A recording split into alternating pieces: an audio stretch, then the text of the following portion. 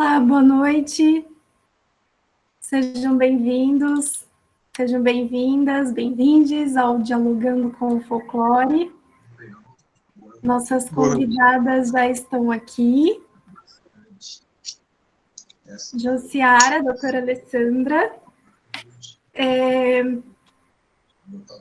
uma honra receber vocês, todo mundo. Meu nome é Renata Sparapan, muito prazer. Eu vou fazer a mediação hoje. Vou esperar só mais uns 2 minutinhos para dar 7h30 e esperar o pessoal chegar, tudo bem? Aí, se a Manu quiser colocar de novo o vídeo, deixar rolando, aí daqui a pouquinho a gente volta, combinado?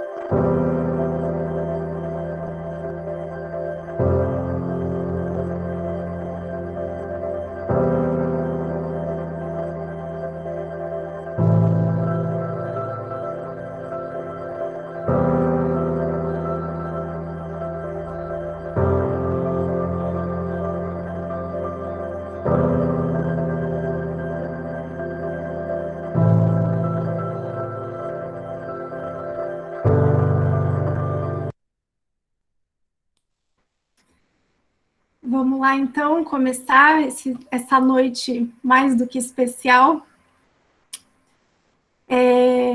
Bom, eu, como mediadora, né, andei vendo umas mediações e todo mundo fala que tá nervoso, né? E eu já tô falando que aqui não tá diferente, que eu também tô com o coração assim acelerado.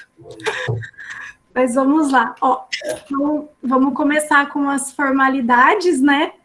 Eu vou primeiro passar as instruções de funcionamento e então eu gostaria de pedir para todo mundo ficar com o microfone mutado e para a gente não ter interferência, né? No final, vocês podem ficar à vontade com as câmeras, quem quiser ficar com a câmera aberta. No final, geralmente, a gente tem o costume de tirar uma foto, tirar um print.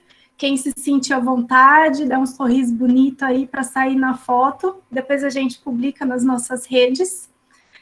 O chat, ele vai ficar o tempo todo aberto. Quem quiser interagir, fazer as perguntas, comentários, pode ficar à vontade. Por conta do tempo também, a gente não vai abrir o microfone para as perguntas, então o chat vai ser um meio de comunicação entre a gente.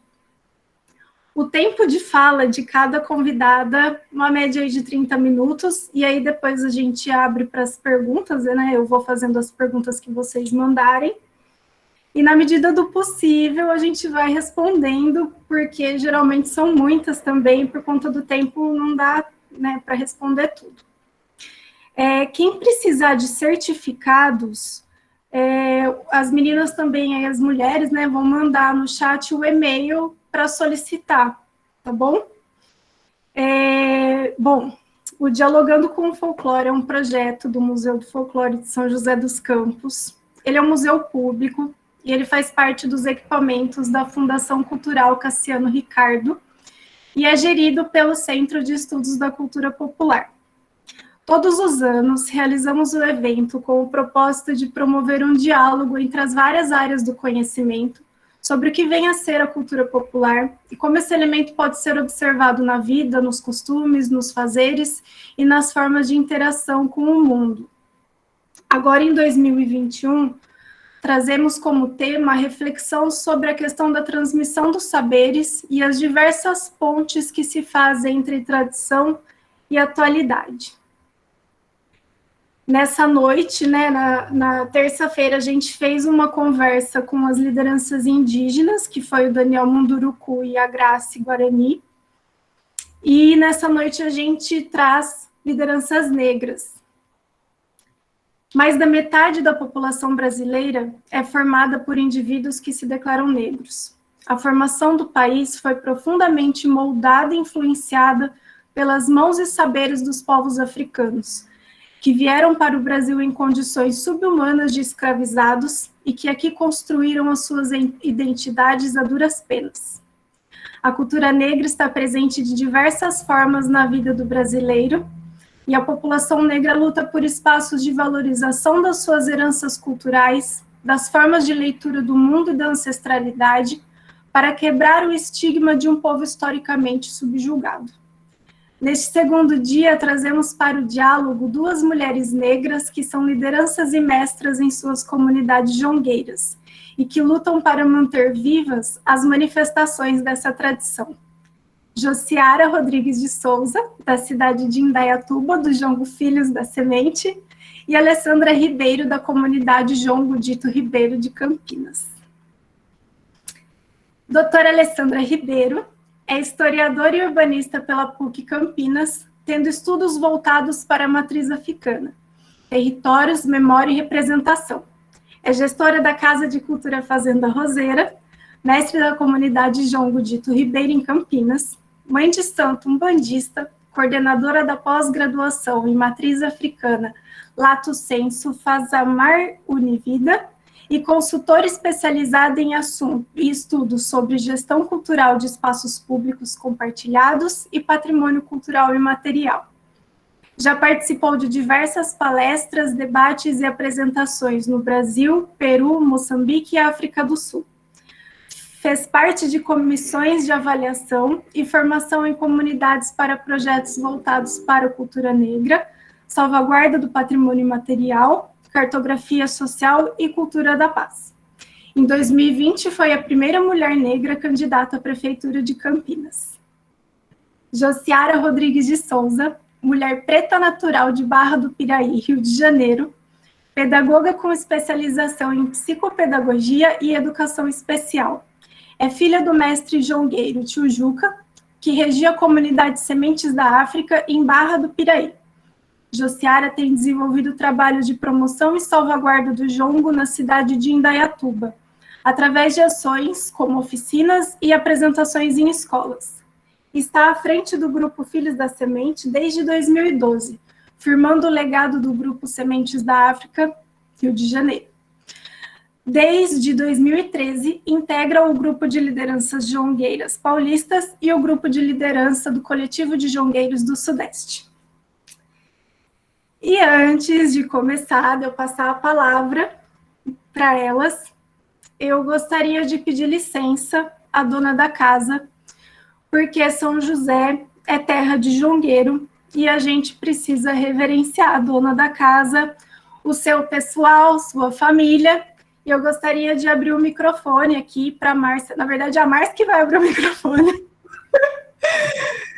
Para a Márcia, por favor, eu peço com todo respeito, admiração, a sua benção, a benção de Mestre Laudeni, Dona Adélia, Lu.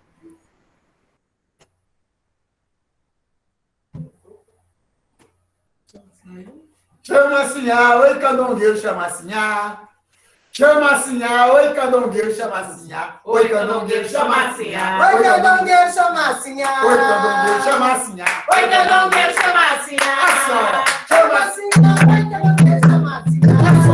Chama Sinhá, oi, candongueiro, chama Sinhá. Oi, candongueiro, chama Sinhá. Oi, candongueiro, chama Sinhá.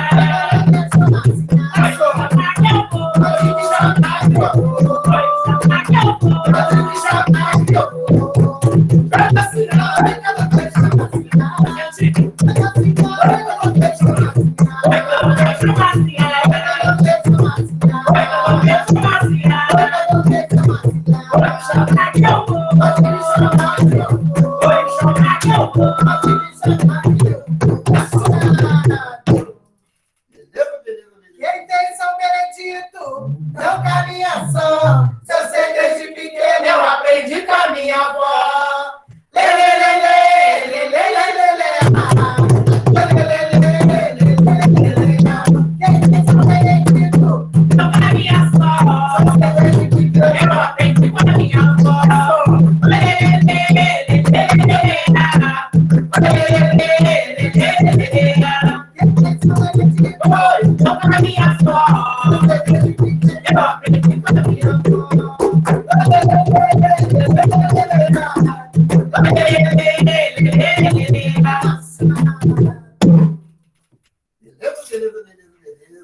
E dessa forma a gente abre essa roda, né? A gente abre essa noite de conversa, que com certeza será muito proveitosa. Josiara, abração para você. Alessandra, abração para você. Dizer que estamos com muita saudade de vocês e dar essas boas-vindas, né, para vocês também, nesse momento aqui de São José dos Campos. Estamos aqui representados com uma parte da família jongueira aqui de São José dos Campos, exatamente para isso, para dar essas boas-vindas para vocês. Com certeza. Sejam bem-vindas. Vida longa, Jongo Mistura da Raça. Lembrando que, né, já vou dar spoiler, a Lu vai participar com a gente na semana que vem, então também estará aqui. Eu fiquei pensando muito, assim, na quantidade de caminhos que a gente tem para falar sobre a transmissão de saberes no jongo, né? E vendo algumas coisas, né, em lugares também que já passamos, eu fiquei pensando, me veio uma recordação de uma frase que eu ouvi de um senhor, que não é do jongo, que ele me disse uma vez que quem nunca sentou para aprender não devia levantar para ensinar. E quando eu ouvi isso, eu fiquei pensando muito na questão do respeito, né? E o jongo, para mim, também me vem muito forte o respeito. E aí, quando a gente fala da transmissão dos saberes, eu gostaria que Josiara, Alessandra, vocês falassem sobre as suas vivências, sobre como é levantar, como é sentar, o respeito que tem por quem já passou, por quem está por vir também, e abrir a fala para vocês. Jussiara, se quiser começar. Bom, boa noite a todos que estão aí, a todas. Eu falei que agora eu não falo mais a todos, e nem a todos, porque eu não vou acostumar, porque a gente já está velha para essas novidades, mas eu digo a todas, né? Então eu digo a todas as pessoas presentes, né? E assim a gente consegue contemplar, porque foi a todos por tanto tempo e contemplou a gente, agora eles que lutem, a todas. Benção, Dona Adélia, benção meus iguais, benção meus irmãos, Alê, saudades, saudade família de Jongo, saudade de tudo. Tá chegando, gente. Primeira dose já foi, daqui a pouco a gente está todo mundo junto. Axé, em nome de Orixá, e as deusas aí nos acompanhando. Então, essa fala que você ouviu foi muito sábia, né? A gente já vai começar assim, metendo o pé na porta, né? Que quem não sentou para aprender não deve se levantar para ensinar. Isso é muito sábio de dizer, muito certo. Quem não senta para aprender não deve levantar para ensinar. Né? Hoje está muito fácil, está todo mundo sabendo de tudo. Pai Google está aí para ensinar tudo. Pai Google de Oxalá, mestre Google jongueiro, mestre de capoeira jongueiro, faixa preta, mestre de capoeira Google, faixa preta de taekwondo Google, está aí para ensinar tudo. Só não consegue passar a essência. Então, hoje a gente está vendo muita gente fazendo o que não sabe com a gente, com a nossa cultura. Há pouco tempo atrás, aí, umas pessoas colocaram lá um cartaz que iam ministrar, né, jongo. E eu fui até elas. Eu falei, pera, mas calma, você vai fazer... Não, ainda no cartaz ainda tem os valores. Eu falei, não, você vai dar aula? Não, a gente respeita. Todo mundo respeita e ainda assim quer passar por cima, sabe? Dos mestres, do legado. Eu sinceramente, eu estou aqui, eu não acho legal. Eu acho que a gente tem que respeitar quem veio primeiro, da onde você veio, terra alheia, pisando no chão devagar, sabe? Quer plantar sem ter raiz, quer crescer sem ter semente, né? Toma cuidado, que atrás de mim tem muita gente. O que eu digo é assim, se você aguentar o que vem por aí, ótimo, porque o Google, ele sabe mesmo. Ele capta tudo, tá lá os satélites lá, mas não é tudo, tá? Vai chegar num ponto que você vai ficar amarrado e você...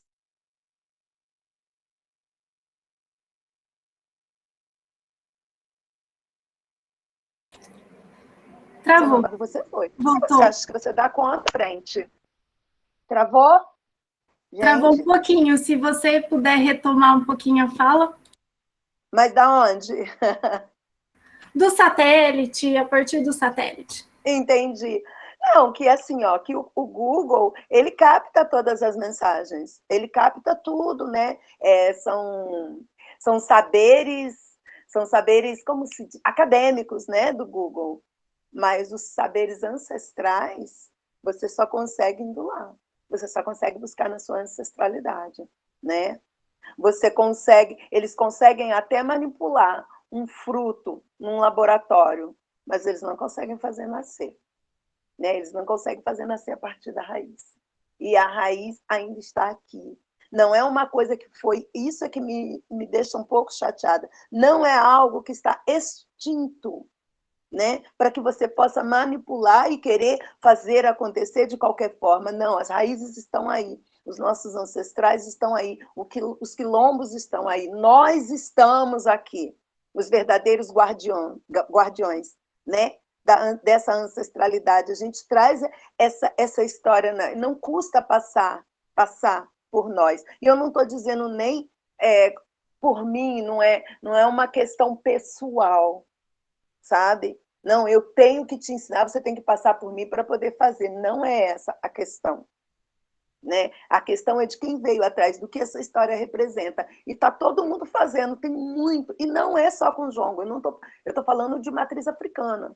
Eu estou falando da nossa história. Muita gente vem contando a nossa história, né? E eu só digo o seguinte: se você acha que você aguenta, segue em frente, vai lá. A responsabilidade é toda sua, porque avisado você está. É isso. Vai, Alê, se eu falei bobagem. Isso mesmo, Isabela. Ai, cumprimentar todo mundo que está aí. Tem gente de Feira de Santana, tem gente de Campinas, Curitiba. Gente, axé para todo mundo que está presente, viu? Vou fechar aqui, porque senão eu vou embora. 30 minutos, eu falo 3 dias.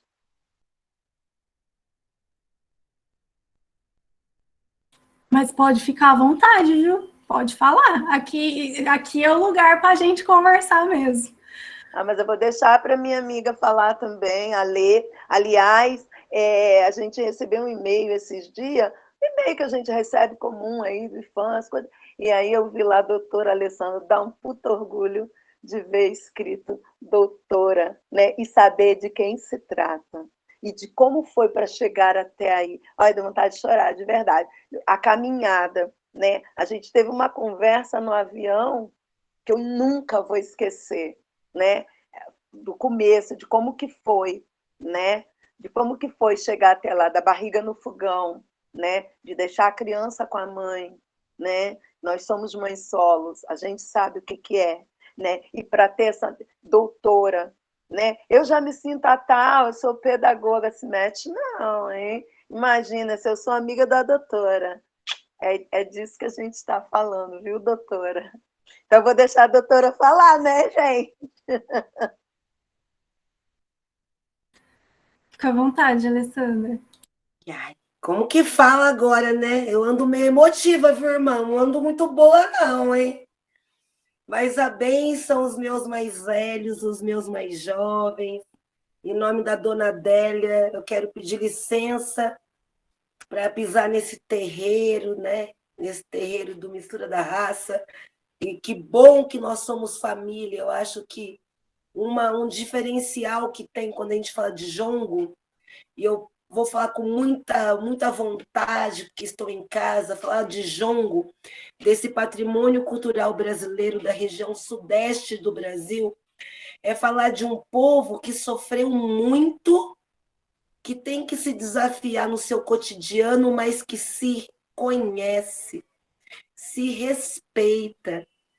Então, não existe a gente estar num lugar sem que um dos nossos não saibam que a gente esteja lá e sem que a gente saiba de quem é o dono daquela casa.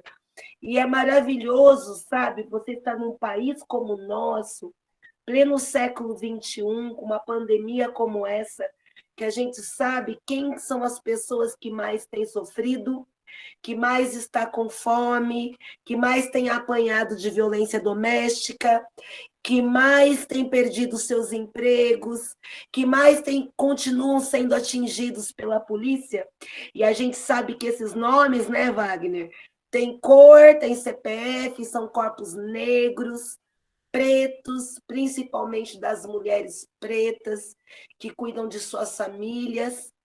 E nessa semana, né, que é a semana de reflexão das mulheres, muito próximo do mês das mulheres afro-latinas e afro-caribenhas, é falar, além dessas mulheres que estão na base dessa sociedade aqui no Brasil, é falar de mulheres que, em sua maioria, estão sozinhas, tendo que cuidar de suas famílias. Então, eu sou muito grata de fazer, primeiramente, parte de uma família que tem uma tradição cultural que, apesar de tanta opressão, roubo que fazem da nossa tradição, de tantos açoites mentais, morais e afetivos, a gente se conhece e se reconhece. Isso se chama respeito para nós. Para nós, a tradição do jongo não é só uma brincadeira que anima uma noite numa noite de festa. É o que nos organiza na forma de existir no mundo, é o que faz a gente olhar para o outro como parte de nós mesmos, mesmo estando em territórios tão diferentes, com famílias tão diferentes, com formas de tocar, dançar e cantar tão diferentes. Mas é saber que em um determinado tempo, os nossos vieram, se esparramaram, andaram, sofreram, mas conseguiram guardar essa prática cultural para nós como herança. Então, ser jongueiro, antes de tudo, é saber que por mais que tentem nos destituir da nossa existência humana e nos tirar tudo o que nos faz sermos pessoas cidadãs com direitos, né, nessa sociedade, é a gente nascer desde bebê, para aqueles que têm essa felicidade. No meu caso, tive que correr atrás disso, sabendo que a gente tem uma herança. E uma herança que nos fortalece, que nos une, mas que também nos traz, como disse Josiara, responsabilidade. Porque tocar jongo é falar dos nossos antepassados, é falar dos nossos tios, dos nossos avós, dos nossos bisavós, que em realidades tão mais difíceis como a nossa, conseguiram fazer desse toque desse tambor, desse pé descalço e desse cântico um eco de revolta, um eco de união, mas um eco de organização do seu povo para ir à luta também. E tudo isso perpassa em ser jongueiro, e nesse sentido, transmitir saberes, quando somos herdeiros de uma ancestralidade, de uma matriz como essa, é essa frase, Renata, que você ouviu, né? Para poder ensinar, primeiro você tem que sentar e ouvir, e isso não se muda, não se pula, não se troca, e não tem título acadêmico que substitua. É respeitar o mais velho, porque, inclusive, ele tem tempo mesmo, e por mais que seu tempo te traga letramento, ele nunca vai te dar experiência, que é da minúcia, que a ansiedade do jovem tem. E isso não muda na nossa tradição. E é olhar para as nossas crianças, né, aquelas que estão chegando. Só um segundo, por favor.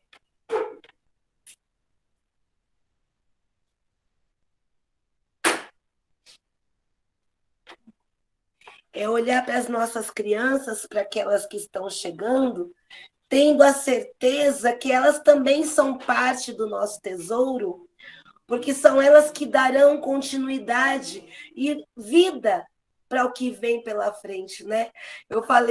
Eu fico sempre falando para mim, tive a oportunidade de conversar, acho que com a Ângela, que ela me ligou. Sabe, Ângela, quando eu fiz meu TCC, na minha ignorância acadêmica infantil, eu tinha uma raiva de folclorista, porque eu entendia que o folclore queria congelar a gente. Ou seja, eu não entendia, né? Vamos falar a verdade? E quando a gente brinca com essas coisas de academia, é reconhecer tudo que a gente não entende e acha que entende. E aí, quando eu li, às vezes, alguns folcloristas, eu não entendia o que eles diziam. Eu achava que eles achavam que eles queriam... Eu tinha a sensação, na minha ignorância inicial, de caminhar pelo letramento, né, que é tão diferente da nossa casa, que em casa a gente come, a gente abraça, a gente sente cheiro, a gente apanha na roda de jongo, fica um mês pensando para a próxima roda como que responde, toma uns pau público, é tudo tão ali vivo, real. E ali eu tinha a sensação de que quando eu lia os textos, parecia que qualquer coisa que a gente mudasse, a gente deixava de ser o que a gente é. E aí eu tive a oportunidade de ir para a festa em Olímpia. Eu fui convidada para ir a Olímpia, que é a terra do folclore, né? E eu falei, nossa, quem dera se o Brasil fosse a terra do folclore e tratasse as nossas culturas populares com tanto respeito na cultura, na educação e na formação de nossas crianças. Porque quase todas as escolas de Olímpia aprendem sobre cultura popular.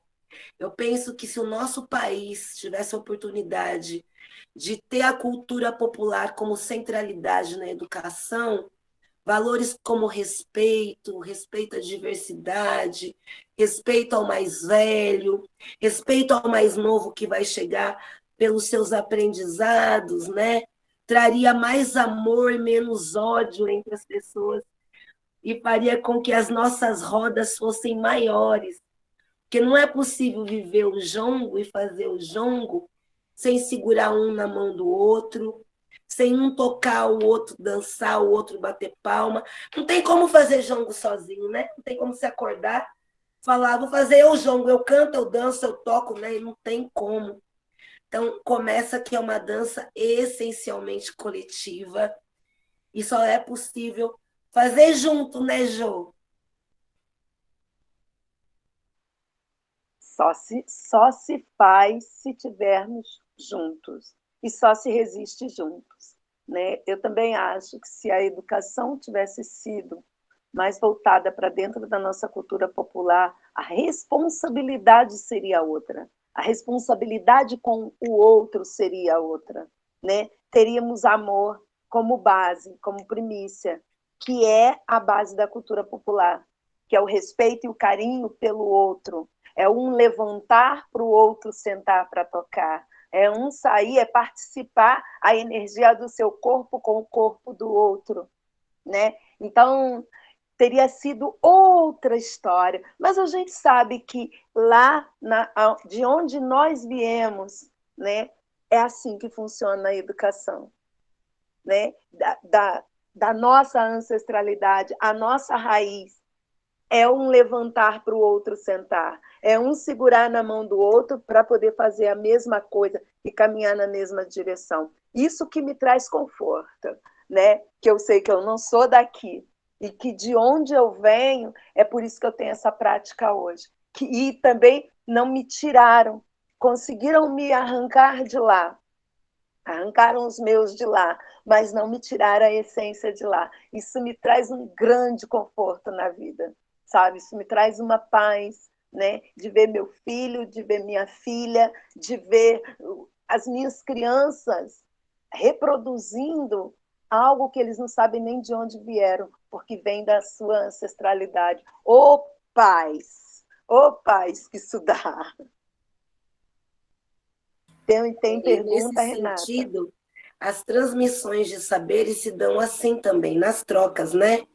Porque a prática do jongo, ela não é só, ela não acontece só quando a gente está se manifestando, brincando o jongo. Ela acontece no cotidiano. Então, por exemplo, qual que é a transmissão do jongo para nós aqui em Campinas hoje? Nós estamos há 2 anos praticamente sem poder estar com todas as pessoas que a gente ama. Então, nós tivemos que nos fechar num grupo menor para preservar os nossos mais velhos e para preservar também a nossa casa de cultura, que foi arrombada, furtada, e a gente teve que ficar lá, estamos lá há 180 dias. Então, fechou-se um núcleo de quase 10 pessoas que estão há 180 dias cuidando do nosso espaço cultural e a gente o subsidiando. Junto a isso, tem toda uma comunidade que há quase 2 anos não se abraça, não se toca, não se vê. Então, todos aqueles momentos que são essenciais para nós, que é o momento das rodas, eles estão sem acontecer com todo mundo há 2 anos. A feijoada das Marias do Jongo, que é o momento que a gente reverencia nossas mais velhas.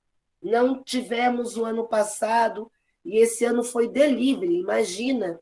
Né? As pessoas passavam, pegavam comida e iam embora, sem se abraçar, sem ter jongo. Arraial, o ano passado, não teve, e esse ano fizemos num grupo menor. Então, transmissão de saber, para mim, hoje, né, mais do que eu pensava ontem, que era ensinar o toque, a dança, o canto, é também como que a gente lida com as adversidades sem perder a afetividade. Porque o cantar jongo, o tocar tambu de jongo, perpassa pelo nosso coração, pelo afetivo, né? A gente primeiro é jongueiro, e quando a gente é jongueiro, a gente já faz parte de uma família. Então, se o meu irmão não está bem, eu não estou bem. Se um dos meus não tem comida, a gente não tem comida. Se alguém está vulnerável lá na Roseira 180 dias para defender nossa casa, está todo mundo lá em alguma medida na casa. E, além disso, a gente tem que continuar cantando, porque é o canto que nos anima, continuar tocando, que é o toque que nos anima, continuar nos fortalecendo quanto coletivos para além das nossas casas, que é estar atento ao que acontece nas casas dos nossos irmãos, nesse momento que é tão difícil, é desejar efetivamente que nossos mais velhos já tenham sido vacinados, mas que a gente também consiga se vacinar, porque a gente sabe que os nossos mais jovens estão ali no front, é quem está saindo, está indo no mercado, está indo dando base para tudo isso. Então, transmissão de saber também para a nossa prática cultural não está desassociado à nossa realidade cotidiana e aos impactos que a gente vivencia nesse cotidiano, que é verdadeiro e que, em alguns momentos, vão nos encher de alegria e de potência, mas que em outros também vão nos deixar vulneráveis. Não só porque somos comunidades negras periféricas e que, de modo geral, essa sociedade já não olha a gente como prioridade, mas é porque, para além com tudo isso, nós também temos um compromisso que, mais do que individual, da nossa própria existência, ela perpassa sempre pelo bem-estar de um coletivo. Quando a gente pensou estava pensando o tema, né, do que é, do que a gente poderia falar. Lógico que no primeiro momento veio a pandemia, né, de pensar como que a pandemia ela impactou as manifestações, né, como que essa transmissão dos saberes ainda se dão, né, nesse contexto. E, ao mesmo tempo, a gente vê que são tantas formas de resistência que vão... Tipo, a pandemia é mais uma, né? Que está acontecendo. São várias resistências que o povo negro passa há quanto tempo, pensando na história do Brasil, né? E teve uma fala da Josiara que eu vi uns dias atrás, um tempo atrás, que ela diz sobre a questão de quantas portas já se abriram para chegar onde está agora, né? E a importância dessas portas abertas, a consciência de ter dessas portas abertas, né? Essas resistências. E pensando na transmissão de saberes, aí vem uma outra pergunta: quais são as portas que vocês sentem que a geração de vocês está abrindo? Quais portas vocês acreditam que talvez essa geração não consiga abrir, mas futuramente abra? E, enfim, esse processo. Bom, o jongo, né, é tradição. Isso é uma discussão muito pesada. O jongo é tradição, mas mas não é estático, não é folclore, aquela coisa engessada, igual que a gente achava que era o folclore, igual a Alessandra citou, né, que engessa e não pode se movimentar, né? O jongo, ele é um movimento político, né? Vai falar de política. Jongo é política, é transformação. O jongo me transformou no que eu sou hoje, né? Eu fui criada por uma sociedade que me fez desacreditar de mim como mulher, desacreditar de mim como pessoa, né? Como ser integrante de uma sociedade, ser pensante, né? Eu, até uma certa idade, eu deixava que pensassem por mim e que falassem por mim. E eu acreditava naquilo que me ditavam. Eu vivi numa ditadura, né, engessada, mas uma ditadura engessada não, bem aberta, né? Não vou aqui mascarar ninguém, não. E o jongo, ele foi abrindo, né, essas portas para que eu pudesse passar, né? Eu, enquanto criança, eu não podia entrar na roda de jongo se não fosse pela mão do meu pai, ou por ordem de um mais velho. Hoje tem um grupo de jongo que é tocado, é cantado, é dançado, ele é resistido somente por crianças, porque o jongo foi abrindo, né? Foi discutindo, né?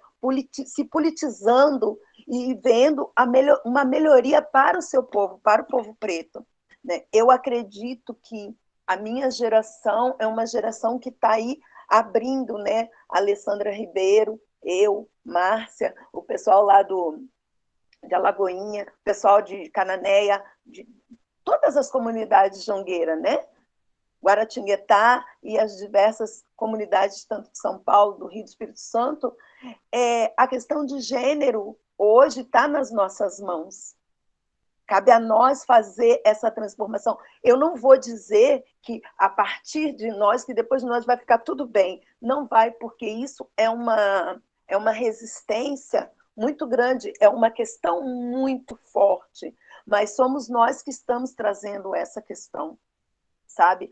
A questão da espiritualidade também dentro da roda de jongo. Eu não posso deixar de falar o que a Alessandra fez para mim, por mim, e comigo. Aqueles pau que a gente leva na orelha, tá ligado? Que ela acabou de contar. Eu sempre, quem já me assistiu, quem já me viu falar, já deve ter ouvido eu contar essa história e falar, ela vem ela com essa história de novo, mas eu não posso deixar de contar. O que aconteceu aqui na minha casa, no meu quintal, né? A Alessandra Ribeiro veio aqui com a sua comunidade, fazendo um trabalho de jongo, e elas se encontrar, celebrar, né, uma das grandes conquistas do jongo. E chegando aqui, ela me entrevistou e falou comigo sobre, né, religiosidade dentro do jongo, e eu falei para ela, eu não concordo. Eu não, porque o meu pai, e só para, olha, vai vendo, o meu pai falava que cada um no seu quadrado, né? E que cantar para o orixá dentro da roda de jongo não era apropriado. E eu cresci ouvindo isso, tanto que a minha família ainda tem essa fala. Alguns. Agora também, agora depois que eu levei uma na orelha, eu levei para lá, né? E levei na orelha de novo, porque eles são mais velhos que eu sou mais nova, mas eu levei, mas eu falei. E a partir do momento que eu falei, eles ouviram. E eles ouviram, e aí é aquela construção que eu sei que foi a construção comigo. E a Alessandra, eu falei assim, não, eu acho que cantar para orixá é dentro do terreiro. Cantar jongo é na roda de jongo, cantar capoeira é na capoeira, cada um no seu quadrado. E aí ela falou assim, é bom. Eu falei, ela falou, mas eu canto, você sabe, né? Eu falei, mas eu não concordo. Isso é bem arrogante, sabe? Mas eu não concordo, porque eu que mando aqui, tá ligado? Foi bem assim. E aí ela falou assim para mim, e quando você canta para São Benedito, para Nossa Senhora? Eu falei, aí é outra coisa. E aí ela falou para mim, entendi, mas muito sutil, entendi. Então, para São Benedito, para Nossa Senhora e para os demais que eu não estou aqui para criticar, santos católicos, da religião que mais oprimiu a população negra, tudo bem para você. E o jongo, que vem de descendência de matriz africana, e você sendo de religião de matriz africana acha que não está certo. E aí eu parei. Stop. E fiquei sem resposta. E mantive, não, eu não concordo. Só para fazer a fina ali, né? Eu já tinha falado que não concordo. Como é que eu vou? Do nada, vou mudar do nada. Mas aquilo me trouxe uma grande reflexão, que, na verdade, foi a forma com que eu fui educada, e foi a forma com que os meus pais foram educados, e eles me passaram, mas aí vem essa transformação da gente aceitar, ouvir e entender que a gente faz uma reprodução daquilo que foi colocado dentro da nossa mente. Foi o que aconteceu comigo. E daí me veio também a questão de gênero, porque para mim era aqui, ó, menina, menino, entendeu? E menina veste azul. Não, pera. Menina veste rosa e menino veste azul. Viu? Já tá tão, na minha cabeça já está tão misturado que eu já até esqueci como é que é o rolê. Mas a figura masculina e a figura feminina que foi formada na minha mente desde que eu nasci era a que prevalecia. E isso, para mim, não tinha que mudar, né? Independente da sua... não é orientação mais que fala, minha filha já me ensinou, mas, gente, a tia tá velha, são termos difíceis de ser usado, que não é falta de respeito da minha parte, são só termos que eu ainda não estou me acostumada, acho que é orientação mesmo, não sei, gente, enfim. Essa questão, você tem que respeitar a pessoa. Eu, numa roda de jongo, lá em Salvador, falando sobre isso, eu falei que era um casal, e aí duas moças que estavam na roda perguntou para mim o que consistia um casal para mim, e eu falei para ela que um casal era um homem com genitália masculina e uma mulher com genitália feminina. As duas moças saíram da roda e falou para mim, isso não me contempla, e eu perdi aquelas duas pessoas. Eu espero que elas já tenham me ouvido em outras falas e saibam que eu mudei o meu pensamento, né? E que a partir daquele dia que eu vi elas indo embora e lágrimas escorreram, eu falei, gente, o que eu fiz? Né? Mas a gente só aprende assim. Eu agradeço muito a Alessandra por esse dia, porque foi a partir daí que eu fiquei mais aberta e mais atenta para ouvir se o que eu estava reproduzindo no momento vem lá de trás, está certo?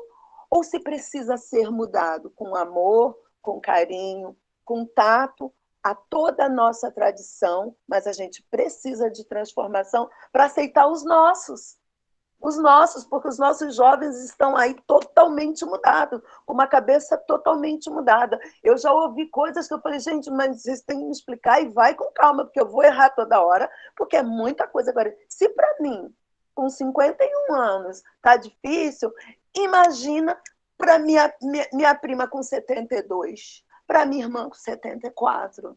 Então, vem devagar, mas vem, não deixa de vir. É assim. E essa é a porta que eu quero deixar.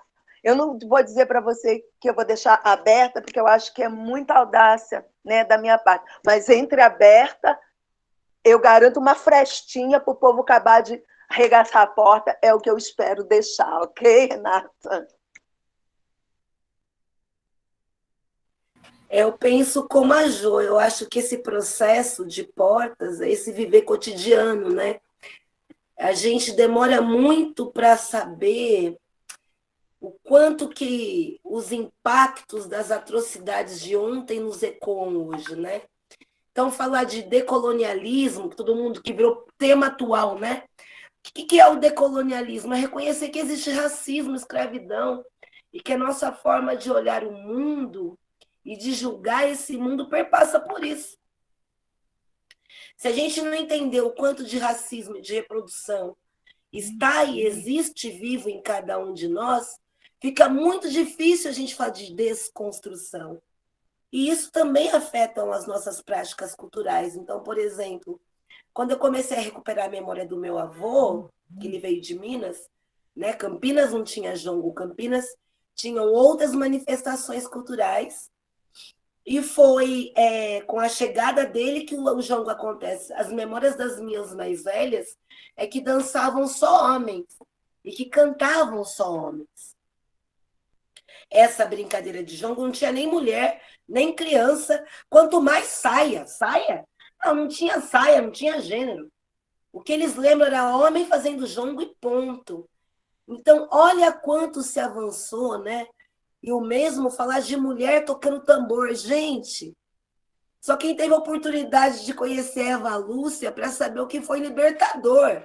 Porque também, quando eu comecei a ouvir falar de jongo e a conhecer jongo e procurar os meus mais velhos, que meus padrinhos são de Tamandaré, né? Chamazé em especial, foi a minha preta e velha, a minha avó, né? Tudo que eu não tive com meu avô em vida, que eu não conheci. Eu tive essa oportunidade com o Chamazé. O que foi quando eu cheguei lá e vi Araci tocando tambor de bermuda na roda de jongo, que ela nem usava saia, e ver que Tamandaré a mulher não usa saia para dançar. Então, essas diversas realidades, elas existem dentro dos seus próprios tempos, como existem agora quando a gente fala de religiões de matriz africana, que antes não se falava, quando a gente fala da questão de gênero, que antes não se falava, ou até a mulher mestra, liderança de comunidade de jongo, que até ontem também não tinha. E tudo isso faz parte desse processo de lutas das que vieram e dos que vieram antes. Então, eu penso que a minha luta hoje, né, é a primeira coisa, é isso mesmo, é não ter dúvida que as nossas manifestações são políticas. Eu acho que quando a gente conseguiu entender que fazer jongo é um ato político, a gente também começou a entender os lugares que a gente tem que ocupar para mudar essa sociedade. Porque é muito fácil a gente, na pesquisa, ser o objeto, né? Aquele que é estudado, não que escreve sobre si próprio. É muito fácil na política a gente ser o que é assistido, o que sofre mais, e não aquele que elabora a política, né? Se nós que mais somos afetados por tantas faltas de política, não somos nós os mais preparados para contribuir para essa construção, eu quero saber, então, aonde que é e quem que é e onde que está esse que entende tão mais do que quem vive isso na sua própria realidade e não desmerecendo as diversidades e o lugar de fala e as contribuições de cada um nesses lugares. Eu penso que cada corpo que tem compromisso com a nossa sociedade na busca de um bem coletivo, independente da classe social, corpo que carregue religiosidade, ele é um de nós e os nossos estão, graças ao universo, em todos os lugares. Mas é todos nós, né? Não dá só para terceirizar para esses em detrimento dos nossos próprios corpos e lugares de fala. Então, a porta que eu penso que mais do que nunca, eu quero contribuir hoje é que nossos jovens saibam que muito do que nos afeta, o que nos enfraquecem, é essa herança do racismo, sim. Que nossos corpos pretos fazendo coisas de preto, hoje é um grande avanço. Porque o branco sempre pôde fazer maracatu, capoeira, jongo, e sempre foi cult e lindo. E cada vez que o nosso corpo faz a nossa própria prática, primeiro a gente tem que enfrentar o próprio racismo, depois, independente da religião que a gente tenha, a gente tem que enfrentar o preconceito e racismo religioso, até chegar na beleza, que lindo você vivendo a sua cultura, que identidade fortalecida que você tem, é tanta lenha que poucos sobrevivem, fora aqueles que desistem no meio do caminho, né? E é por isso, sim, que nós temos tantos corpos negros hoje em igrejas evangélicas e tantos corpos brancos dentro do terreiro, saudando os nossos orixás, seja na Umbanda e Candomblé. Aqui no estado de São Paulo, 78,5% de religiosos de matrizes africanas não possuem corpos negros no nosso estado. E isso é fato, é real. Esse afastamento dos nossos corpos nesses lugares ainda tem a ver com isso, como tem a ver as nossas ausências na universidade, o quanto é um ato político, eu não ter dúvida que eu sou a mesma Lê Ribeiro que durmo e acordo todo dia, que varro o chão, cuido da minha mãe, da minha família, mas é um ato político me apresentar como doutora Ribeiro, porque senão a gente nunca é o doutor também, inclusive. Todo branco de roupa branca já é doutor, mesmo sem nunca ter passado numa universidade, mas se a gente todo dia não afirma, inclusive isso nos tiram da gente. Então, é cada vez mais possibilitar que mais de nós, independente das classes sociais, dos corpos que carreguem, estejam juntos. Estejamos juntos, fortalecidos na consciência que temos que fazer esse enfrentamento do racismo. Temos que buscar uma sociedade melhor para todos, porque não vai haver sociedade boa se for sempre só para alguns. E nos unirmos para conseguirmos cada vez mais com que o nosso povo se sinta tranquilo no seu corpo, na sua casa e nas suas próprias tradições. Eu acho que essas são as portas que eu tenho me dedicado nessa vida a contribuir sementes. Tá todo mundo aqui emocionado, falando que está sendo uma aula, né? Acho que é por isso que os mediadores ficam tão nervosos, né? Olha só. É difícil até falar depois, né, sobre tudo isso. Realmente, eu fico pensando, a gente teve uma fala sobre o folclore no último encontro também, né, acredito que enquanto pesquisadora, entender o histórico desse campo de estudo, de onde veio, para onde vai, criar esses espaços de diálogo, né, que é esse dialogando, ele é mais do que necessário para dar voz, né? E ocupar todos os lugares. A gente tem algumas perguntas aqui. A Luciana e o Fábio, eles fizeram uma pergunta voltada para a educação. Atualmente, fala-se muito sobre educação antirracista e decolonial. Eu queria sentar e ouvir de vocês qual seria o papel das culturas populares nesse tipo de educação. Isso é o Fábio perguntando, né? A Luciana também gostaria de saber. Bom, eu, como educadora, eu tive que ir para a faculdade, né, para poder chegar dentro da escola com o meu tambor, né? Então, primeiro eu apresentei o papel que eles queriam e depois eles não podiam mais me impedir, né? Porque, afinal de contas, eu tinha ali aquele papelzinho que eles tanto queriam, e a partir dali eles não podiam mais me impedir. Então, eu sempre fui para a escola com o meu tambor, de sandália de couro, de saia, de jongueira e de turbante. E isso me causou algumas retaliações, tanto dos alunos, porque tiveram essa educação aí que a gente já sabe qual, mas também, né, dos pais, da direção e do resto do mundo, né? Só que eles não sabem a força que o tambor tem. Pode vir, pode mandar que eu espero, sabe? Eu tive dentro de uma sala de aula com um aluno, a minha amiga Marina me convidou para eu ir falar um pouco sobre o jongo, lógico, em novembro, óbvio, né? Que é a época que a gente podia entrar, porque agora entra em qualquer hora, mas a época que a gente podia ir tocando um tambor. Um aluno depois falou para ela assim: ô professora, o tambor daquela moça é igual da igreja da minha avó. E aí ela me falou isso, e a gente chamou ele para conversar. Eu falei assim, que legal, sua avó tem uma igreja. E ele ficou olhando em silêncio. Como que é a igreja da sua avó? E ele não respondia. E ele falou, pode falar para a gente como que é? Ele se sentiu à vontade, ele se reconheceu e nos reconheceu. E aí ele falou assim, não é igreja. Mas a minha mãe falou para a gente falar que é igreja para dar vontade de chorar, né? Porque senão não iam me aceitar.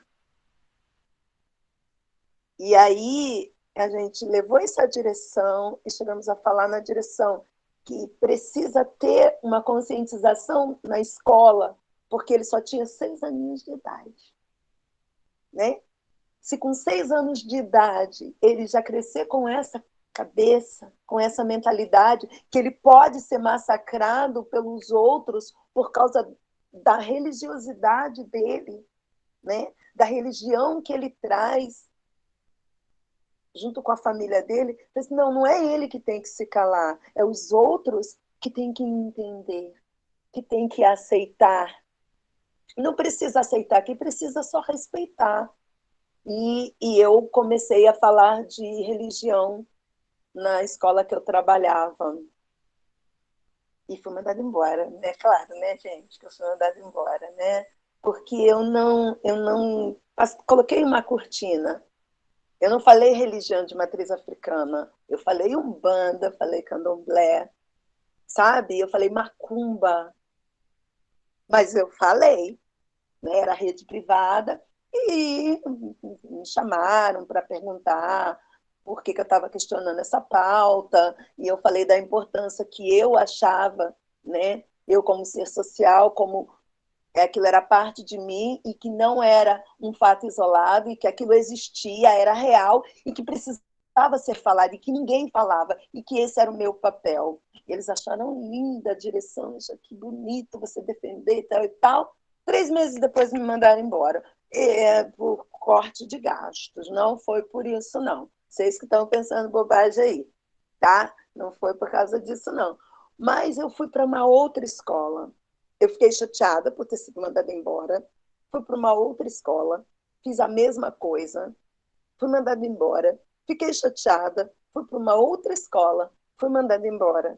E assim eu segui em quase todas as escolas de Indaiatuba. Mas, há uns 2 anos atrás, eu encontrei um aluno, um ex-aluno de 17 anos, e que me chamou e falou, Tia Jô, posso falar 1 minuto? Eu estava com pressa, porque a gente vive com pressa, né? Eu falei, meu Deus, quem é essa criança me chamando? Quem é essa criança branca me chamando de Tia Jô? Essas alturas do campeonato, esse moleque desse tamanho, né? Eu olhei para ele, quem tem filho grande é elefante. Mas, enfim, não, mas foi só pensamento, viu, gente? Falei, oi, meu filho, tudo bem? E aí ele falou assim, olha, tia Jo, eu preciso te contar uma coisa, vai ser rápido. Ele falou assim, olha, eu sou gay e sou da Umbanda. E eu só sou isso porque um dia você falou disso para mim. Aquele dia eu pensei, valeu a pena. Sabe? Aquele dia eu falei, é nessa pegada, é esse o caminho. Porque eu trouxe para uma pessoa, sabe, uma realidade que ele não sabia que estava dentro dele e ele conseguiu falar. Ele era totalmente oprimido na condição dele, que eu não sei se é condição, orientação, nele, no ser pessoa dele, né? Ele era uma pessoa totalmente oprimida que conseguiu colocar isso para fora, que conseguiu ser ele. Então, a partir daquele momento, eu falei, agora ninguém me segura mais. Se eu fiz isso com ele, eu vou fazer com todos que precisar, eu vou falar para todo mundo, sabe? E é isso, essa é a minha forma dentro da escola. Eu assino lá que eu vou fazer tudo que eles mandam. E eu faço, viu, gente? Eu sou bonitinha. Tudo que eles mandam, não, né? Tudo que está no contrato. Eu faço. E faço o meu também. E essa é a minha parte social, é a parte de contar a minha história. Eu que conto. Quem não sabe, eu não vou deixar contar mais. É isso.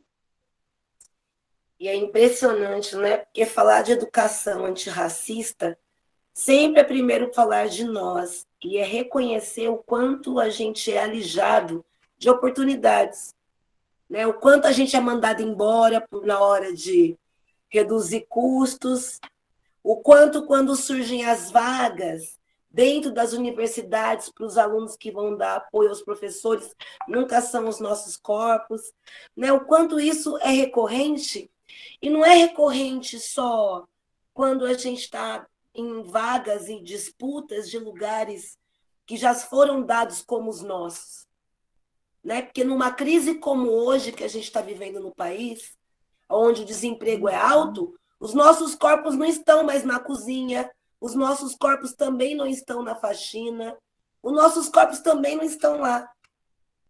Os nossos corpos não estão nem lá quando a situação aperta.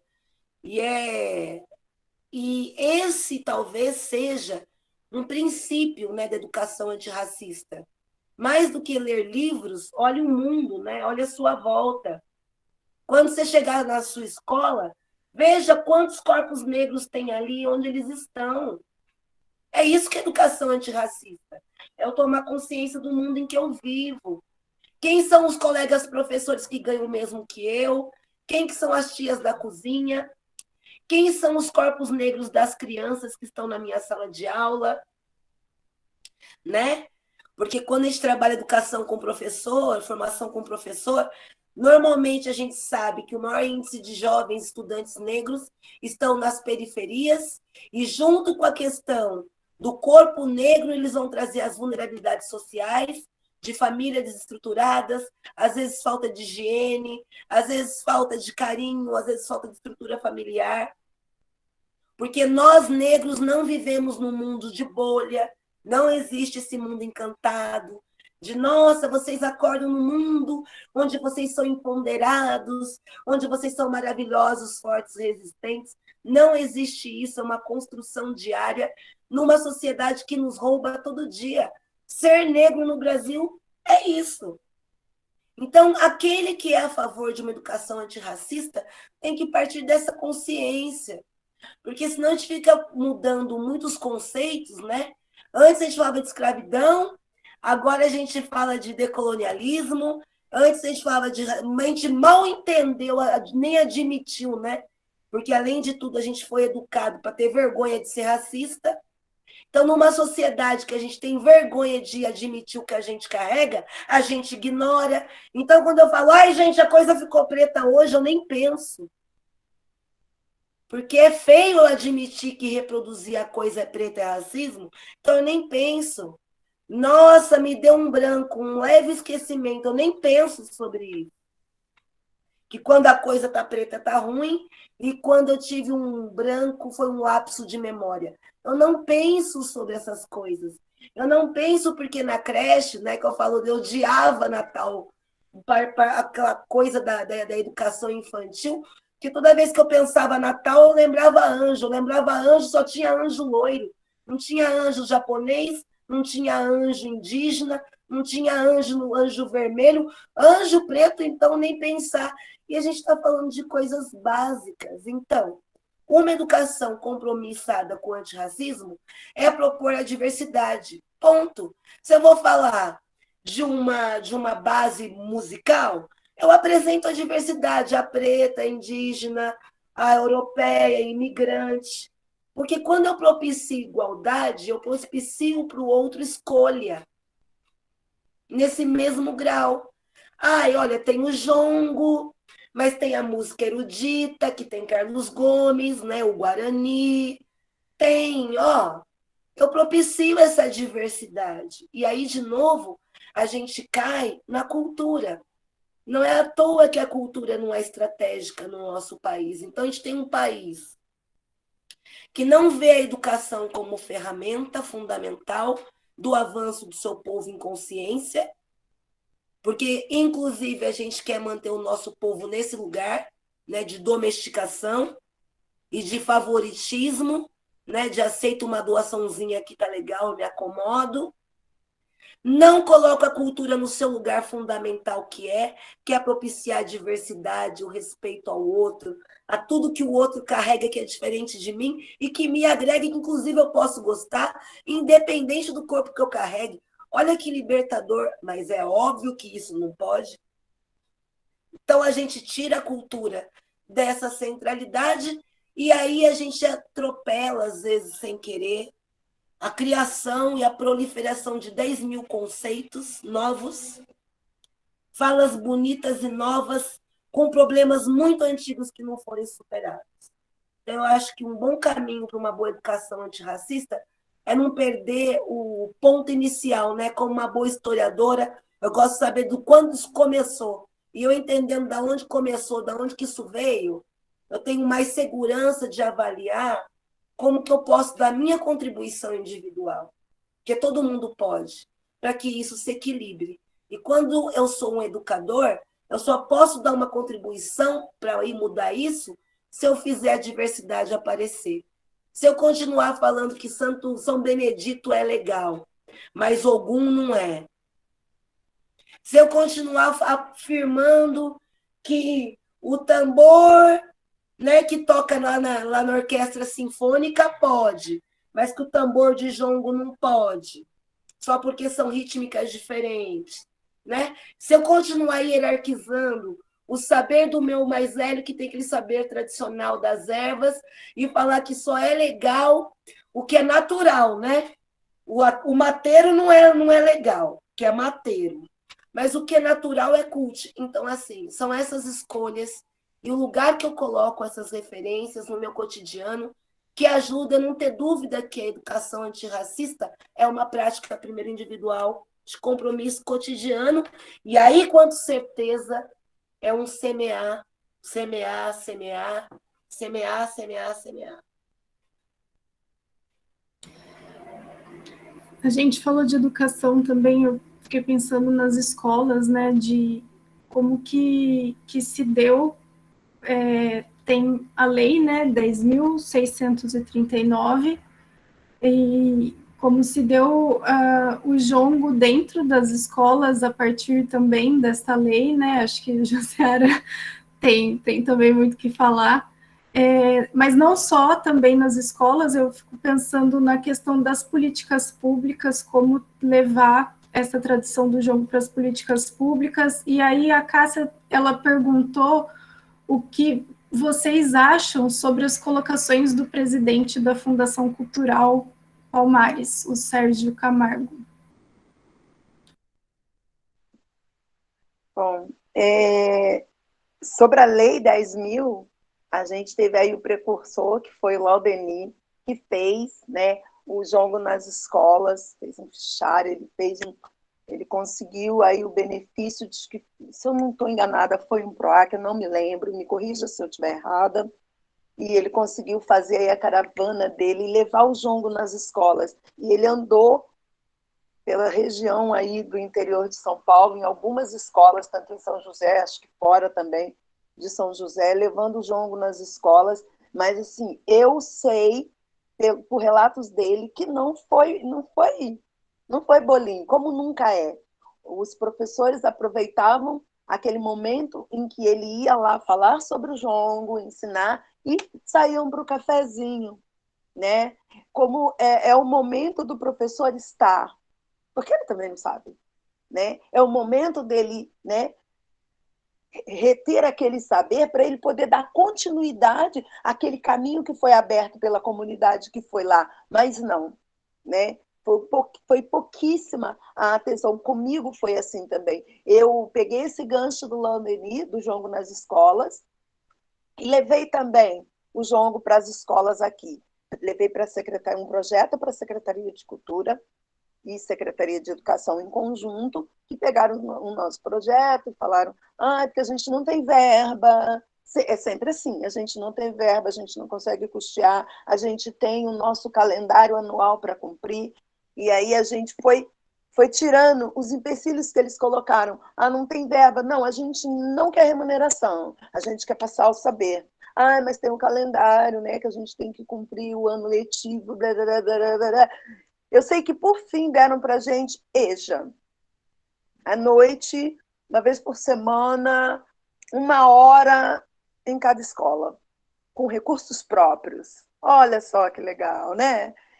E a gente esmoreceu? Não, vamos fazer, né? Então, eu saía, a gente fazia um rateio para gasolina, para colocar gasolina no carro, colocava os tambores no carro, se a escola fosse mais perto, mais próximo da casa de quem, a gente ia mais cedo, todo mundo, cada um armava o seu jeito de ir, íamos num grupo pequeno, 4 pessoas, 5 pessoas, e íamos para a escola de EJA, para poder passar esse saber. E assim, eles viram que eles não iam conseguir nos parar. Aqui dentro de Indaiatuba foi uma luta. Ainda não vou mentir, mas hoje já tem 10 anos, não foi 2013, tá? Foi 2012 que a gente começou aqui. Então já vai fazer 10 anos ano que vem, né? Então eles viram assim, ou eles se juntam, ou eles vão ter que bater de frente com a gente. Então estão começando. 10 anos passaram, estão começando a abrir e a querer nos acolher, sabe? Agora, 10 anos passados, né? Mas no começo foi assim. Não tem verba, a gente vai sem. Mas tem o ano letivo, 1 hora. Mas tem o horário na hora do recreio. A gente dá um jeito. Se o aluno quiser, a gente cativa o aluno. E foi assim. E foi assim ao ponto de hoje, aqui nós conseguimos, não, aí quem muito abaixa, desculpa a expressão, mas acho que só tem adulto aqui, quem muito abaixa, a bunda aparece, né? Nós não chegamos ao ponto da bunda aparecer, foi uma estratégia, tá, de abaixar, passar por debaixo da cerca para poder ficar em pé, para poder ficar de pé. E foi assim, não foi um abaixar, né? Foi 2 passos para trás estratégico, aceitando, fingindo que aceitava para poder entrar. Depois que eu entrei, aí eu já estou lá dentro. E assim que foi e está sendo ainda aqui, né? Agora estão começando. Eu não vou falar que estão nos acolhendo nem nos abraçando, porque seria mentira, mas estão começando a nos respeitar. E é disso que a gente precisa. Me respeite, porque eu não estou inventando algo. A minha história, né, ajudou a construir esse país, ajudou a colocar esse país de pé. Então, eu sempre falo isso. Me respeite. Não precisa fazer muito, não. Me respeita que já está bom. E aí o respeito vem tudo, né? Vem a questão racial, vem a questão da valorização, né? A palavra base é essa daí, igual a Alessandra falou. Né? O racismo embutido vem a falta de respeito. É gigantesca. Eu fui solicitada a me retirar do shopping porque eu estava vestida de jangueira aqui em Indaiatuba. né? E eu não saí, eu me recusei a sair.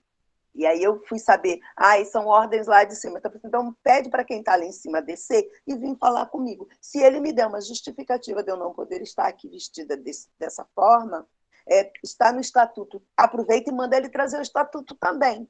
Porque eu vou querer ler e eu vou querer entender. Eu não vou desrespeitar as regras, mas eu preciso entender em que eu estou ferindo as regras, que aí eu vou me adequar. Caso contrário, sem motivo, não mais, já foi. Né? E assim a gente foi se adentrando e estamos aí, continuamos no embate. E sobre o Palmares lá, te amo, Alessandra. Beijo. Eu acho que quanto à educação, acho que eu me senti... Eu não vou nem falar da questão da educação, porque a realidade é essa. O que a gente conseguiu acrescentar é que aqui em Campinas a gente ocupou uma antiga fazenda do século XIX. Foi uma luta de 7 anos de ocupação, de brigando e defendendo esse lugar, que esse ano, agora em outubro, farão 13 anos. E lá virou um centro de referência de jongo, onde a gente acolhe pessoas, escolas, crianças a partir de 3 anos de idade, para vivências nas nossas diversas multiplicidades culturais, tendo o jongo como centralidade. Então, nos últimos 5 anos, nós não tivemos tanto a presença em escola, porque recebemos a escola no nosso lugar. Mas também passamos por diversos desafios, né? Desde as crianças que chegavam no começo e viam a gente colorido, com os nossos turbantes, com saias, e choravam, tinham medo, não queriam participar, falavam que aquilo era do demônio. Até, né, a gente está percebendo que hoje, em alguma medida, existe uma abertura maior e um preparo maior das escolas para irem para a Roseira. Então, a gente manda um roteiro, um pré-roteiro para as escolas, o que elas teriam que trabalhar em casa antes de trazer as crianças também, para que elas pudessem aproveitar melhor essa experiência. E é isso que a gente tem feito com muita potência nos últimos 7 anos aqui. Sobre a Fundação Palmares, eu acho que ele é um exemplo interessantíssimo. Quando a gente fala que ter a pele preta é muito é muito diferente de ser negro. Ser negro é uma construção identitária, tem a ver com id, a forma que você foi criado, educado, os valores que te passaram, o que faz você se identificar e se reconhecer naquele universo. Então, o que eu posso afirmar? Que toda pessoa que tem pele escura sofrerá racismo, independente da identidade que ela tenha. Porque o racismo no Brasil é igual uma paleta de cores. Quanto mais preto, mais racismo você sofre. Quanto mais claro, menos racismo você sofre. Mas vai sofrer racismo. É por isso também que, às vezes, você tem pessoas em corpos não negros com uma identidade negra muito fortalecida. Porque tem a ver com esse id, com essa construção, com esses valores que ele recebeu. Então, o nosso atual presidente da Fundação Palmares, ele é um homem que tem uma pele escura e que não tem nenhuma identidade negra. Isso já seria uma tragédia natural numa sociedade racista como a nossa. Mas pior que isso, ele usa a sua ausência de identidade nesse corpo para desconstruir lutas centenárias do nosso povo. Que daí não tem a ver com ele se identificar ou não, né? A Constituição de 1988 reconheceu que nosso país é racista.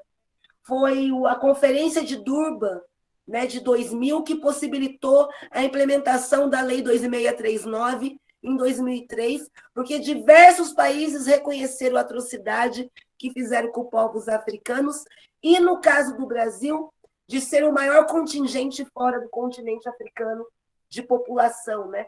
Nós trouxemos mais de 5 bilhões de pessoas para cá. Então, existe uma realidade histórica, temporal, que, inclusive, esse atual presidente ignora. Então, é ridículo, né? É ridículo, é uma pena que ainda no país a gente não tenha unidade e força, né? E muito também afetado por essa pandemia que tem nos roubado uma grande energia de tensões, que mais do que nunca todo mundo tem um caso triste de alguém que perdeu o que amava muito. Então, isso também vai nos deixando mais vulneráveis quanto lutas coletivas, mas eu tenho certeza que também, se esse presidente da Palmares não estivesse numa pasta que tivesse como prioridade a população negra, ele não estaria mais lá. Porque quando um corpo negro sentou numa pasta que era cara para o país, que foi de educação, ele não ficou lá 3 dias quando não teve competência. Não houve generosidade, não houve bolsoninhos, bolsoninhas, né? Mesmo com o apoio do presidente, na educação ele desse corpo para fazer essa atrocidade não ficou, porque a educação é preocupação nacional de vários corpos. A Fundação Palmares é vista ainda no nosso país como a senzala, como foi o MINC, né? Não houve insurreição, porque acabaram com o MINC, como não há insurreição das atrocidades que ele diz. Então, é uma pena, é uma tragédia, e que a gente não se cale e continue denunciando toda vez que esse indivíduo incompetente acabe com as nossas construções. A gente já está caminhando para o final, né? Mas eu tenho mais uma pergunta aqui do Sami, que ele diz: no livro Racismo Estrutural, o professor Silvio de Almeida pontua as barreiras econômicas como um dos componentes que mais sustenta a estrutura do racismo. Queria saber das professoras, a partir de suas vivências, o quanto a economia retarda a luta antirracista e a execução do jongo.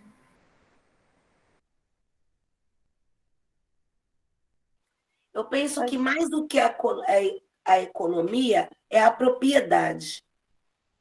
Porque nós fomos roubados, quanto população negra, com a lei do ventre, quando começou a lei da abolição, que nos deu nenhuma garantia de existência sobre esse solo brasileiro. Tiraram primeiro a lei de terras e depois a gente não teve condição de se reproduzir igualdade. A economia é uma consequência. O professor Silvio de Almeida, ele é marxista, eu acho muito interessante a vertente que ele aborda a partir das divisões sociais e classes sociais. É óbvio que a capacidade financeira, ela efetivamente vulnerabiliza mais ou menos, mas isso não acaba com o racismo. O filho da Thaís Araújo e do Lázaro Ramos, independente da condição social que eles tenham, toda vez que ele sair na rua, ele só é uma criança preta. Até que ele lembre, até que ele consiga se colocar de que pai que ele é. E toda vez que ele estiver num carrão andando na rua, primeiro ele é traficante. Aí depois ele é jogador de futebol. Só depois ele vai ser filho de alguém que possibilitou economicamente qualquer possibilidade. Então, a economia abala o jongo? Abala. Abala o jongo, abala as manifestações populares e abalam todas aquelas pessoas que estão na base da pirâmide. E, infelizmente, nós, ainda assim, somos os mais pobres, o que menos recebemos, os que temos menos oportunidades, né? Então, somos afetados, né? Mas eu penso que não é possível deslocar para a economia a questão do racismo. E não porque ela não seja importante. A economia, ela é fundamental, é sobrevivência, ela é existência. Mas toda vez que eu pegar uma criança branca favelada e uma criança preta favelada, essa cota econômica não dá conta da cor dessa pele. E é esse o ponto que a gente, quanto comunidade tradicional, não vai abrir mão. Pode resolver a economia do país, mas se a gente não resolver o racismo, são os nossos filhos que vão continuar morrendo. E a gente não aguenta mais isso. Já vou emendar minha fala de agradecimento pela oportunidade, pelo convite, que eu sei que está acabando. E eu falei que eu vou doar 2 livros, né, que eu tive a oportunidade de lançar esse ano. Um é o Jongo Ancestralidade e Salvaguarda sob a perspectiva dos detentores. É um compilado da minha pesquisa de TCC, mestrado e doutorado, Pensando o Jongo. Foi um edital PROAC de 2019, que eu consegui concluir esse ano. Então, eu vou mandar para o Museu do Folclore 2 livros desse, para ter no acervo de vocês, e vou mandar um outro PROAC, que eu fui convidada a organizar a fala de todos os meus irmãos jongueiros. Então, o texto que está aqui sou eu que assino, mas a fala foi construída com todas as comunidades de jongo, daqui do estado de São Paulo. É um capítulo que fala sobre jongo. É o livro Engoma Chamor, Batuques em Terreiros Paulistas, que além de ter um capítulo do qual eu escrevi com os meus irmãos jongueiros do estado de São Paulo, sobre jongo, fala sobre o batuque de umbigada e fala também sobre o samba, né? O samba de bumbo paulista. Então, esses eu vou enviar para o museu e vou mandar também 2 planos de salvaguarda do jongo que a gente construiu aqui em Campinas. Agora, para as pessoas que estão aí, eu falei que eu vou sortear 2 livros. E aí, quando eu mandar os do museu, eu vou colocar juntos. Quem quiser adquirir livros, ajudar com a cultura afro-brasileira, meu Instagram é Ale Ribeiro Campinas. @Ale Ribeiro Campinas. Aí entra em contato que a gente também tem mandado os livros, tá? Então, eu vou pedir para a Josiara, fala um número de 1 a 60. 25, a idade do meu filho. Quem quer 25? @Ale Ribeiro Campinas, isso. Quem que é número 25? É a Kellen? É a Kellen? Pelo que a Tiane está falando aqui, sim. A Kellen está aí? Kellen, ó, vou mandar um livro para você, tá bom? Vou te mandar um livro, Kellen. Pessoal, a Márcia está aí? Minha família de São José, mistura da raça. Estão aí na sala ainda? Alguém? A Lu? Eu tô. Lu, fala o número. Márcia também tá. Número 13. 13. Bem sugestivo. Ó, fica a dica. É nós É que tá. jogo, né, Lu?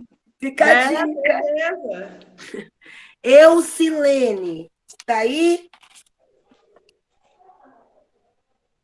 Eucilene, tá aí? Oi, tô aqui. Eucilene, vou mandar um para você também, tá bom? Muito obrigada. Tá. Então, eu vou mandar para vocês, coloco no correio a semana que vem. Gratidão pela oportunidade, por estarmos juntos nesse momento. A gratidão pelo carinho à minha família aí de mistura de raça, pelo acolhimento. E, Jô, gratidão por esse abraço tão carinhoso que você me dá toda vez que a gente se encontra. Te amo, viu, irmã? Obrigada, gente. Eu não vou nem falar, né? A Lê, ela falou tudo, né? A questão financeira, dinheiro, verba, ele ajuda, sim, claro. É a mola que move, né? Faz os nossos movimentos, mas a gente consegue fazer sem ele. O que seria de nós se não tivéssemos aprendido a se movimentar e a se organizar sem? Porque a gente nunca... não vou falar a gente nunca teve, mas tivemos bem pouco. E os meus que vieram de lá tiveram nenhum e conseguiram a liberdade. Porque foram eles que conseguiram. Vamos deixar isso aqui claro sempre, sem ver moeda corrente. Então, assim, ajuda, mas não resolve a questão que nos cobre, sabe? Eu tive numa escola que todo mundo sonhava em estar aqui em Indaiatuba como professor. E uma aluna se escondeu embaixo da mesa quando eu entrei para dar aula. E a diretora entrou e não estava entendendo, e ela se escondia. Ela nunca tinha visto uma pessoa preta na vida dela, e a mãe dela ameaçava. Se você fizer bagunça, eu vou mandar a moça preta te pegar. E aí a moça preta vai dar aula. Entende? Que é para além, sabe? Não importa onde eu estiver, a minha pele preta ainda causa, e não adianta o quanto de dinheiro eu tirar da minha bolsa, o quanto de diploma, eu tenho que tirar tudo e provar, é o que a Lê falou. Ele pode ser filho da Thaís Araújo, mas a hora que ele passar no carrão, ele ainda vai ser o filho da cozinheira, que os patrões estão sendo bonzinhos, sabe? A doutora Alessandra Ribeiro, ela é doutora, mas vão perguntar, doutora de quê? Prova. Sabe? Prova. E os doutores, né, atrás, lá de trás, eles não eram doutores, e ainda assim carregavam esse doutor na frente, e eles mal sabiam ler, mas eles tinham a pele alva. Então, é para além da economia, né? Agradecer aqui o convite que eu recebi de vocês. Gente, é sempre muito bom a gente poder falar, a gente ter voz e poder dizer, né? Poder contar as nossas vitórias. Não é chorar pitangas, e sim contar vitórias, tá? E assim, eu não sou empoderada, eu não sou guerreira, eu tive que ser.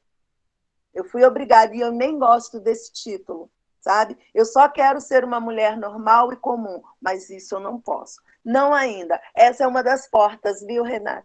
Que a gente quer deixar para as nossas irmãs, né? Só ser uma mulher simples, dona das suas vontades, tendo a profissão que quiser, sendo quem ela quiser, só isso, é só isso, tendo a pele preta, tanto para as minhas irmãs quanto para os meus irmãos. Só isso. Eu quero poder namorar quem eu quiser, eu quero que a minha filha namore quem ela quiser, sendo branco, preto, amarelo, não importa. E não ser olhada como aquele casal que o povo dá aquela cotoveladinha assim, sabe? Quando a gente chega, quando a gente passa. Eu quero usar o cabelo que eu quiser e fazer o que eu quiser. Só isso. Eu não quero ser empoderada, não. Eu quero chorar. Eu chegar e falar, tô cansada. Não posso, não, porque eu sou empoderada. É isso. Beijo, gente. Obrigada, muito obrigada por essa participação, por eu poder estar sempre falando, né? Porque é falando, é fazendo se ouvir que a gente aprende. Eu falei para vocês que eu ouvi algo da Lê que me fez repensar e me fez retomar, e hoje eu sou uma pessoa melhor. E se a gente continuar falando uma hora o povo vai entender quem somos nós e o que nós estamos fazendo aqui, né? E é isso. Muito, muito, muito obrigada. E só para não perder o costume, para não perder o hábito, jogueiro novo, amigo meu, eu já vou embora, que está na hora, me diga adeus. Eu já vou embora, que está na hora, me diga adeus. Se Deus quiser, eu vou voltar para nossa terra, com nossa gente, nosso lugar. Assim que a pandemia passar, para nossa terra, com nossa gente, nosso lugar. Machado. Se Deus quiser, daqui a pouco a gente vai voltar e a gente vai continuar, a gente vai fazer. E assim, gente, eu quero abraçar todos vocês, pessoal do Maranhão. Então, por favor, vamos nos cuidar, porque ainda não acabou. Beijo, gente. Obrigada, obrigada, obrigada, obrigada. Eu agradeço, né? Eu não tenho nem palavras aqui em nome do Museu do Folclore, do CCP. Agradeço Alessandra, agradeço Jaciara, agradeço Márcia, mestre Laudeni, dona Adélia. Lembrando que esse evento, ele ainda tem mais 2 encontros. Na segunda-feira, a gente vai ter um encontro com o seu Oliveira e o Edson Fontes, que são da tradição caipira, que vão falar sobre a catira, folia de reis. E na quarta, tem a Lu, do Mistura da Raça, falando junto com a Camila do Samba de Bumbo de Campinas sobre a juventude e os seus saberes. E a gente espera vocês, todo mundo com a câmera aberta aí para dar um sorrisinho. E Ô, Renata, Oi. desculpa, mas a gente tem aí a nossa mais velha, tá aí na tela, né? Pedir ela que dê pelo menos uma bênção para a gente nesse momento tão delicado, assim, a gente precisa disso. E como eu falei para você, primeiro é quem veio primeiro, né? A gente tem que abaixar e saudar os nossos mais velhos. Então, pedir ela que dê uma bênção para a gente. Pessoal, abre a câmera, vamos receber esse axé, mesmo que seja assim, né? Virtual, para logo, logo a gente estar podendo estar de mãos dadas.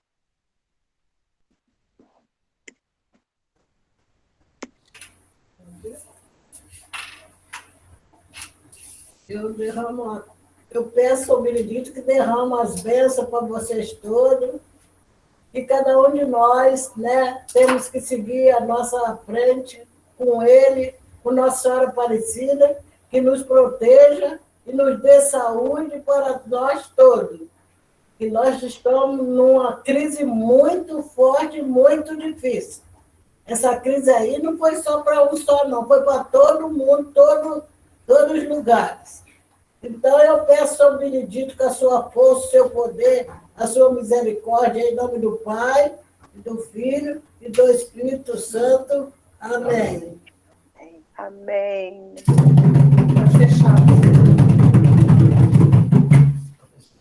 Axé.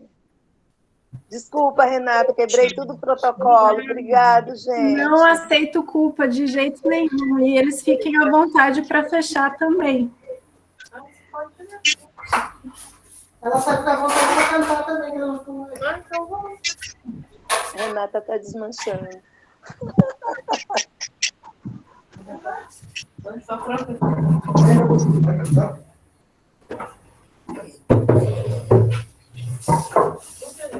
Eu vou me embora, que me dão para levar. Levo saudades suas, no caminho eu vou chorar.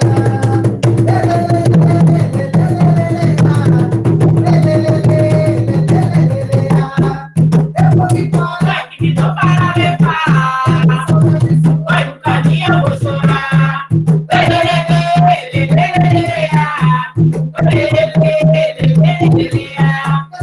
Vai com Deus, Nossa Senhora. a Xangu já vai embora. Vai com Deus, Nossa Senhora. Oi, que a Xangu já vai embora. Vai com Deus, Nossa Senhora. Oi, que a Xangu já vai embora.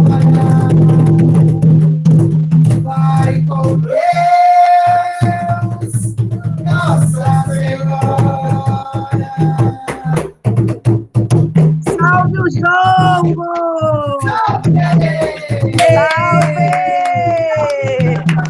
Uhul! Ai, que saudade, família! Ai, Daqui a pouco. Maria! Abração pra todos. Beijos! Nossa.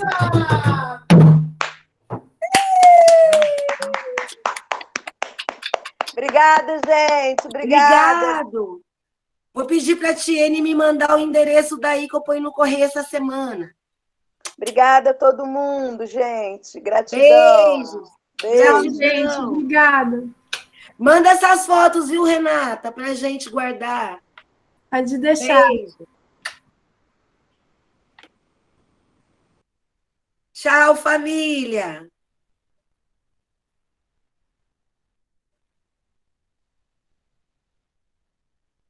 Beijo, dona Adélia. Benção, dona Adélia, linda! Boa, todos. Saudade, Lu!